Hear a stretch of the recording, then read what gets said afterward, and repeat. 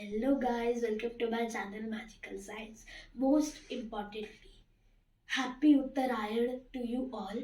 और जो लोग उत्तराखंड से हैं, very very happy Gomti to you. So today हम कल का जो चैप्टर लेफ्ट हुआ था आज कंटिन्यू करेंगे and this is part second video. So if you like this video, please like, share and subscribe. So we will not waste that much time. Let's start. So here हमारा third topic था germination of seeds. Germination, पहले हमें germination की definition जानना बहुत important है क्योंकि class fifth में जर्मिनेशन आ जाता है.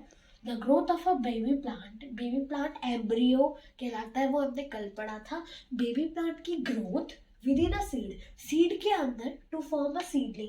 सीडलिंग क्या होता है? Seedling is a young plant, मैंने यहाँ पे मेंशन कर रखा है, is defined as germination. Baby plant की ग्रोथ सीड के अंदर सीडलिंग को बनाने के लिए, यंग प्लांट को बनाने के लिए, वही जर्मिनेशन कहलाता है.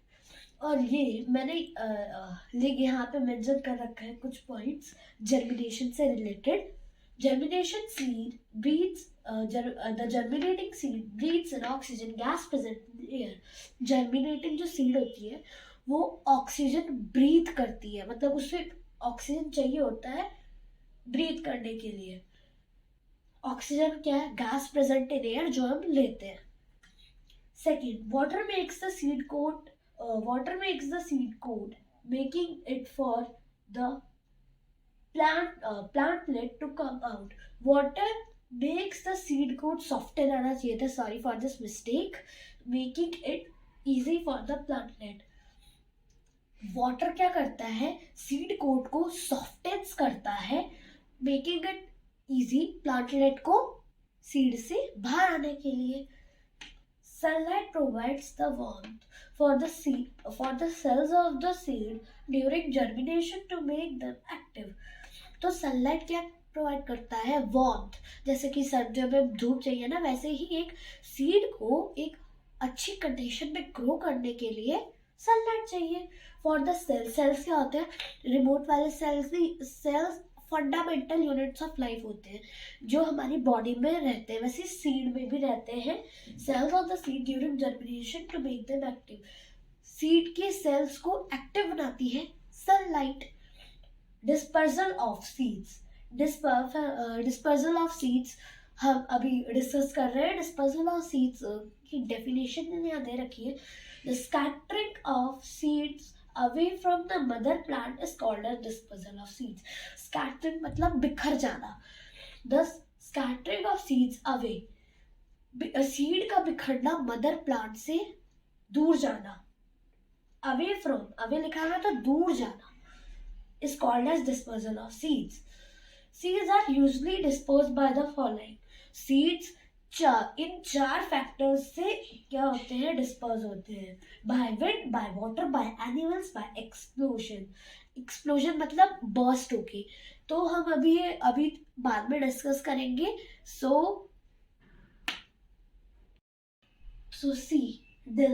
डिस्पर्सल बाय विंड हमने पढ़ा था अभी, types of dispersion. So, dispersal by wind. Some of the plants have very small and light seeds. कुछ प्लांट्स में बहुत छोटी और लाइट मतलब बहुत हल्की सीड्स होती हैं. These seeds also have wings और hair. इनके पास विंग्स भी होते हैं और हेयर भी होते हैं. When the wind blows, they are easily carried away from the parent plant. जब हवाएं चलती है, तेज चलती है, तो ये अपने पेरेंट प्लांट से दूर चली जाती है, अवे चली जाती है. Some seeds like madar, heptage and cotton seeds are dispersed by the wind. Seeds like जैसे कि फॉर एग्जाम्पल मदार, हेप्टेज एंड कॉटन डिस्पर्स हो जाती है विंड से, यानी कि एयर से, क्योंकि इनका बहुत ही कम वेट होता है. So here dispersal by water. Second, dispersal by water. The lotus fruit has a spongy part. Lotus fruit में स्पॉन्जी पार्ट होता है. Coconut should come. Coconut has a thick fibrous coat. Coconut में thick fibrous coat होता है. Firstly let me do here.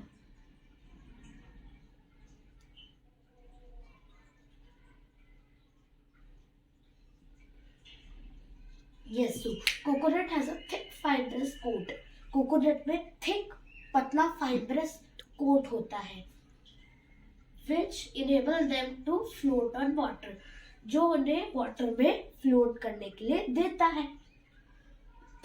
So when the coconut falls from a tree, जब coconut एक tree से नीचे गिरता है into water, it flows and travels.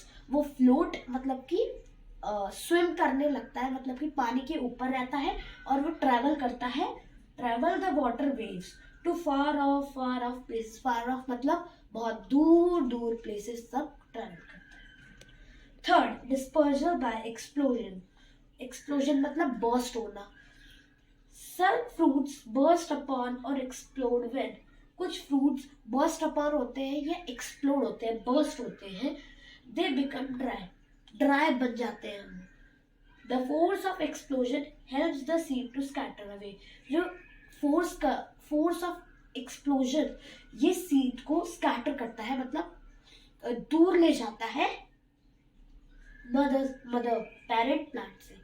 This is known as the dispersal of explosion. Dispersal by explosion. ये dispersal by explosion कहलाता है. कुछ example P, Poppy, balsam etcetera. इसके एग्जाम्पल्स यहाँ मेंशन हो रखे हैं, P, Poppy, balsam etcetera. So here last one dispersal, which is dispersal by the animals. Dispersal animals से कैसे होता है वो हम आज सीखेंगे. Animals and human beings eat fruits like apple, mango and watermelon. Animals और human beings तो fruits खाते ही हैं, especially human beings. वो fruits खाते हैं जैसे कि apple, mango, watermelon and throw away their seeds, और उसकी seeds फेंक देते हैं. These seeds on getting favorable conditions grow into a new plant. कुछ फेवरेबल कंडीशन जैसे एयर, वाटर, सनलाइट अगर इन सीड्स को मिले तो ये एक ग्रो न्यू प्लांट में ग्रो कर जाती है. Some seeds like xanthium, tigernail, speargrass have hook or spines. Here or will come. Hook और spines. उन जैसे कुछ seeds like xanthium, tigernail, speargrass के पास hooks और spines होते हैं. They get attached to the body of animals or clothes of human beings. और ये spines और hook attach हो जाते हैं, यानी कि चिपक जाते हैं, स्टिक हो जाते हैं animals की body से और humans की clothes से. And are carried to other places, और other places पे जाते हैं, carry हो जाते हैं. These seeds also grow to a new plant. ये seeds new plant में grow हो जाती है. तो next part, which is vegetative propagation. The method of growing plants from their vegetative parts is called as vegetative propagation. Method of growing plant.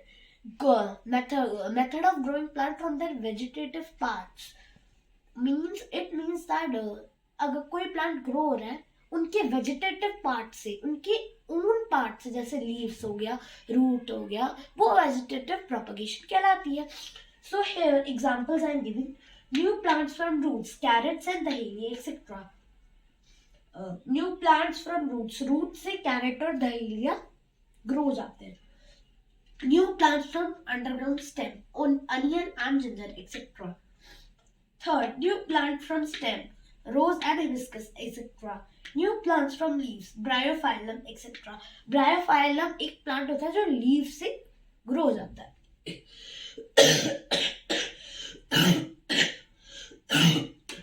Sorry. New plant from spores, spores से भी कोई plant produce हो सकता है, वो है fern plant. कौन सा प्लांट है? Fern plant. और इसके और भी एग्जांपल्स होते हैं. अब ये 6th टॉपिक है एग्रीकल्चर. एग्रीकल्चर आई थिंक आप सबको पता होगा. The mass production of plants and animals for food and other purposes is defined as agriculture. Plants and animals का मास प्रोडक्शन फॉर फूड, खाने के लिए और अदर पर्पसेस, वही एग्रीकल्चर कहलाता है. तो मैंने यहाँ पे एग्रीकल्चर की स्टेजेस भी मेंशन किए, क्या क्या स्टेप्स होते हैं, स्टेजेस होते हैं. फर्स्ट, सबसे पहले क्या होती है? Ploughing. It helps to loosen the soil. Ploughing क्या करती है? सॉइल को लूज करती है, लूजन करती है. Second, manuring. Manure is added to provide nutrients to the soil. Manure क्या होता है? मैन्योर ऐड होता है सॉइल में, तो वो उसे न्यूट्रिएंट्स प्रोवाइड करता है जिसकी उसे जरूरत होती है. Third, sowing seeds. Plants grow from seeds. Sowing seeds, plants मतलब कि सीड्स को सॉइल में रखना, मतलब कि सो करना. सॉरी.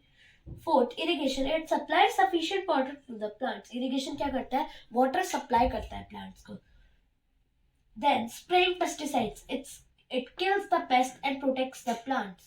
स्प्रेइंग पेस्टिसाइड्स हम करते हैं, स्प्रे करते हैं.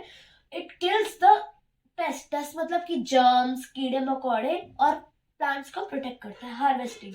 When the crops are ready they are cutted and harvested. जब क्रॉप्स रेडी हो जाती है तो वो कटेड और हार्वेस्टेड हो जाती है. So here is the topic of crops. Crops. Plants of same kind grown on a large scale at a particular place during a particular time are called as crop. Plant of same kind. Same kind का plant है on a large scale.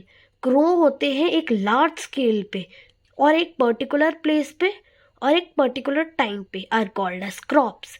वो crops कहलाते हैं. Second, types of crops. Rabi crop, kharif crop. अभी हम इसको understand करेंगे. First, kharif crop. Crops that are grown from June to October, summer and monsoon season. Example, wheat, gram, pea and etcetera. जो crops June to October के months में grow होती हैं, तो ये हमारे समर एंड मानसून सीजन्स में आते हैं ये मंथ्स. तो ये crops we can say that these crops are grown in the month of summer and monsoon season. Example इसके wheat, gram, pea and etc. Second, rabi crops. Crops that are grown from November to April, winter season. Crops जो नवंबर to अप्रैल में grow होती है winter season में, उन्हें हम कहते हैं rabi crops. Example, wheat, gram, pea and etc. So here today we are having this much and the chapter is ended. I am telling that the chapter is ended. So the next video will be regarding the science topic of class 6th from the book of NCERT. Till then, bye. Take care. Stay safe.